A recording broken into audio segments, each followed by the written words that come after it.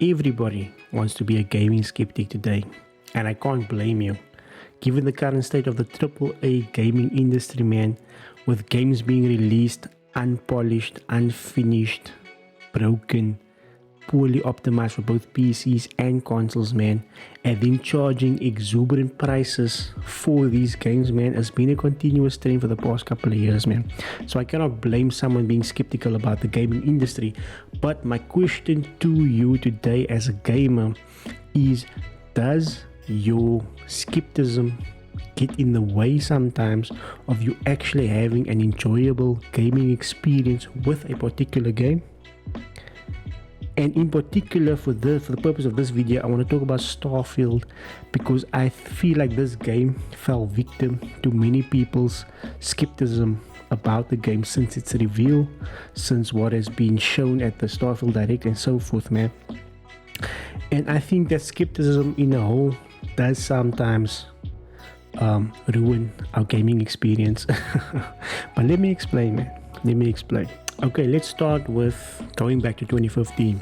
CD Projekt Red, a AA publisher at the time, I believe, releases The Witcher 3 Wild Hunt. The game releases, everybody loves it, man. The game is well received, the game has memorable characters, a great storyline. They release expansions that they are still praised for to this day. That was not overpriced. They gave out free DLC that not many publishers do in this day and time, man. So CD Projekt Red set the bar for action RPGs, man.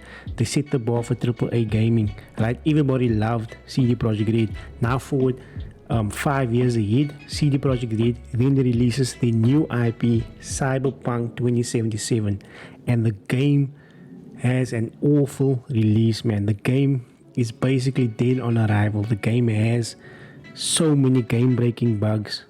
The game is poorly optimized on both PCs and consoles. The game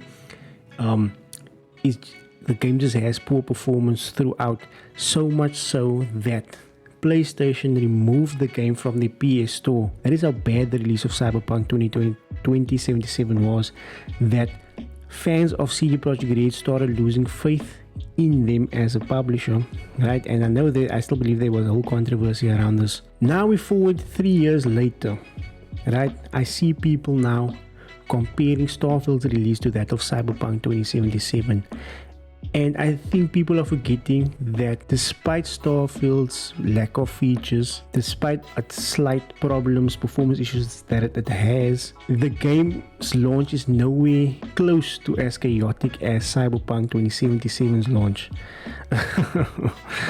Now take it back to Bethesda as well as a gaming studio. After the release of Fallout 4 and the success thereof, couple years past, they released Fallout 76 and the game falls flat on its face, man. It's the worst game ever, right?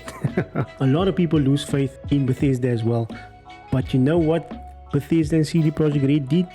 They continued releasing content for these games, updates, patches, expansions. They kept on working on the games, right? That it took CD Projekt Red 3 years to deliver us the expansion and a complete rebuild of the game, that the game is now one of the best games of this generation, without a doubt. But it took them 3 years to get there. The same with Fallout 76. After many updates and many expansions, much more content and patches, the game is a different game to what it was at launch. And now I see a lot of people are now latching on to the Steam ratings, calling Starfield the lowest rated Bethesda game because it's now lower rated than Fallout 76, without bearing in mind that by the time that Fallout 76 came to Steam, it was a different game compared to when it launched, because the game already received many updates and expansions and that. So now they're latching onto that and saying it's the lowest rated Bethesda game without giving the game a second try. And Starfield is not even in its first month of release yet. We're still getting to its first full month of release, and we already have 10 million players on record. I can only see the game getting better from here on out. But back to why I say that our skeptical minds at times can get in the way of us actually enjoying our gaming experience with particular games. is that we place too much value or weight onto the opinions and thoughts of our favorite content creators or YouTubers, reviewers, whatever, right? So much so that we let their opinions and thoughts influence our opinions and thoughts before going into a particular game. In other words, we go into a game with the mindset of looking for every crack, looking for every shortcoming, looking for where the game falls short of your expectations, and then turning completely off from the game without giving it the time of day to actually enjoy what the game has, to enjoy what the game is. And that is where I feel Starfield finds itself in currently now, is that maybe we as players set our expectations too high, right? That we are getting in our own way of actually enjoying Starfield for what it is, that we are unable to look past the shortcomings such as the lack of a FOV slider, the lack of HDR calibration, the lack of DLSS support, the underwhelming space exploration, that we are unable to look past these shortcomings or lack of features, that we cannot enjoy the game for what the game is. And I think sometimes we get in our own way.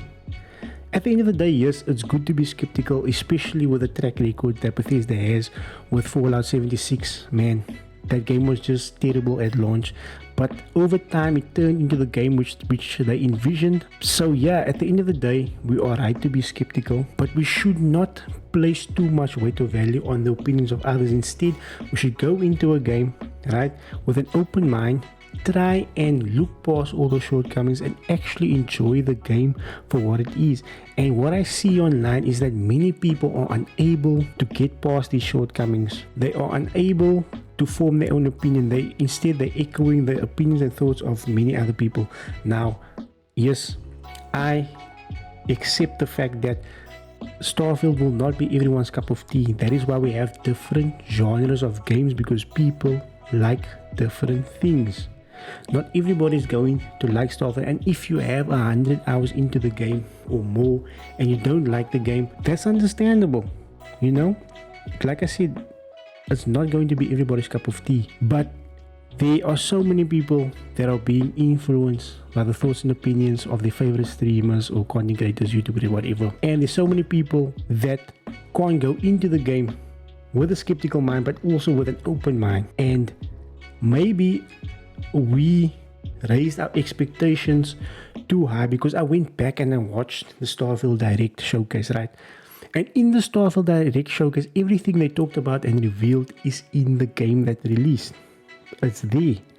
Maybe we raised our expectations too high as gamers, with the words being thrown around like seamless space traveling or traversal, things like that. Maybe we set our expectations too high, expecting this to be a No Man's Sky with RPG elements, expecting it to be the Star Citizen killer, which it's not. And if you're going into this game with that expectations, and if the game does not meet the expectations, you're going to be sorely dissatisfied with the game. But even with the lack of that, there is still a lot here to love. And that's why I think that people saying that this game is just a vast empty universe with nothing to do, it's false. It's a blatant lie. Because 100 hours into this game, I can tell you there is a lot of content to uncover, a lot of things to discover in this game.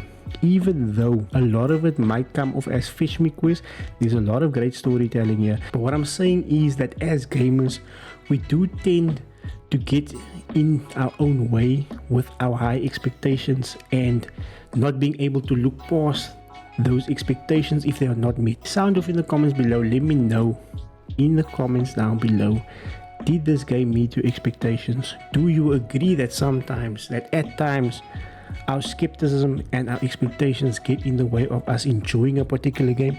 Do you agree that Starfield is currently finding itself in that situation with many players? Yeah, man.